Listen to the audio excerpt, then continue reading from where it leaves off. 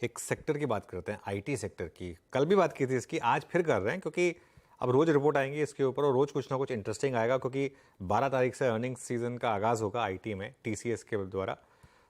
तो 20 अप्रैल के बाद आईटी सेक्टर ने निफ्टी के मुकाबले करीब दोगुना रिटर्न दिया है। जी हाँ, जब से आईटी की दिक्कतें शुरू हुई हैं वहां से एक्चुअली आईटी ने डबल रिटर्न दिया है।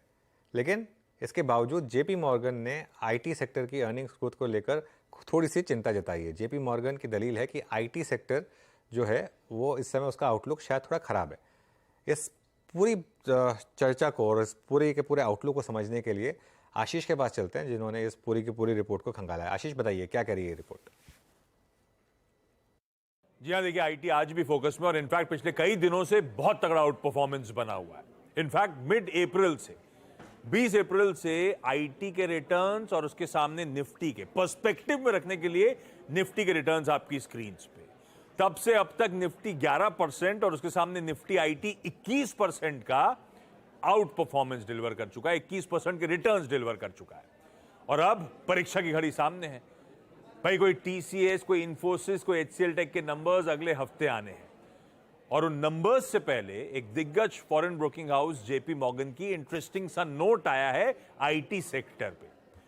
पहले तो रीजन समझा रहे हैं। उनका कहना है कि जो आउट परफॉर्मेंस है उसके पीछे ध्यान रखें, सब इन्वेस्टर्स ने अज्यूम कर रखा है FY24 ये करंट फाइनेंशियल ईयर एक वॉश आउट है, यानी कि यहां पे तो कोई होप नहीं है और अब फोकस शिफ्ट हो गया FY25 को लेकर और वहां पर सब एक्सपेक्ट कर रहे हैं एक रिबाउंड आएगा। और इसीलिए पिछले 3 महीनों से आपने आईटी में एक अच्छा आउट परफॉर्मेंस आता हुआ देखा है। हालांकि जेपी मॉर्गन कह रहा है हम लेकिन अपना निगेटिव स्टैंस कंटिन्यू कर रहे हैं। उनका कहना है जितने भी उनकी बातचीत हुई, रीसेंट चेक्स हुए, कोई मीनिंगफुल सुधार डिमांड एनवायरनमेंट में देखने को नहीं मिल रहा है। इनफैक्ट उनका कहना है पिछले क्वार्टर में इस समय और इस बार में पिछले क्वार्टर ज्यादा पॉजिटिव रुझान नजर आ रहे थे, जो इस बार उतना पॉजिटिवनेस नजर नहीं आ रही है। वो कह रहे हैं कुछ ग्रीन शूट जरूर कुछ कुछ वर्टिकल्स में आए होंगे, पर लार्जली जो डिसीजन मेकिंग होती है या डील्स का रैंप अप होता है वो अभी भी ठंडा है, स्लगिश है, कमजोर है। उन्होंने इस क्वार्टर के नंबर्स की बात नहीं, क्योंकि अब सब FY25 पे फोकस शिफ्ट है, तो उसकी बात करी है। वो कह रहे हैं जो इंडस्ट्री एक्सपेक्ट कर रही है उतना बुलिशनेस होगी नहीं शायद। लार्ज कैप्स के लिए इंडस्ट्री मान के चल रही है कि डबल डिजिट ग्रोथ देखने को मिलेगी। डबल डिजिट मतलब कोई 10% से लेकर कोई भी ऊपर का नंबर हो सकता है, पर वो कह रहे हैं हमारे चैनल से तो हमारे एस्टिमेट्स कहते हैं कि शायद हायर सिंगल डिजिट ग्रोथ ही लार्ज कैप्स में देखने को मिलेगी, यानी कि कोई 7, 8, 9% की ग्रोथ देखने को मिलेगी। ऐसे ही मिड कैप्स के लिए आउट परफॉर्मेंस वहां पे भी तगड़ा है। मिड कैप्स में वो कह रहे हैं इंडस्ट्री मान के चल रही है कि मिड टीन्स की ग्रोथ आएगी, 15, 16%, 17% शायद, लेकिन एक्चुअली में उनके कैलकुलेशंस कहते हैं लोअर टीन्स में ग्रोथ 10, 11, 12% के आसपास आएगी और शायद स्ट्रीट को डिसअपॉइंटमेंट झेलना पड़ सकता है। तो वो बेसिकली कह रहे हैं वो ओवरऑल मार्केट्स के सामने, ब्रॉडर मार्केट्स के सामने आईटी पर ज्यादा निगेटिव है। तो हम लोग नतीजों की तैयारी कर रहे हैं। एक इंटरेस्टिंग रिपोर्ट है, कॉशियस होने में कोई हर्ज है नहीं। ओके राजेश जी, आपने ये जेपी मॉर्गन की रिपोर्ट को सुना। हालांकि मैं आपसे ये नहीं कह रहा हूं कि आप जेपी मॉर्गन के व्यू पर राजेश अग्रवाल जी आप टिप्पणी करें, बट आप लोगों ने अपने क्लाइंट्स को और खुद को कैसे प्रिपेयर किया है आईटी के लिए और आईटी के नंबर्स के लिए? अब आप देखिए निफ्टी आईटी में 2 चीजें हैं। ये नीचे से चल भी चुका है, I mean last reported earning से लेकर अब तक लगभग ये इंडेक्स लगभग 3, 3.5, 4 हजार पॉइंट चल चुका है। अब इस वक्त चेस करने लायक मिड कैप आईटी और लार्ज कैप आईटी में बाइफरकेट करके क्या बता सकें तो आप क्या चेस कर रहे हैं, या फिर इंडिविजुअल स्टॉक्स जिनको आप चेस कर रहे हैं इस वक्त, और क्या अवॉइड कर रहे हैं?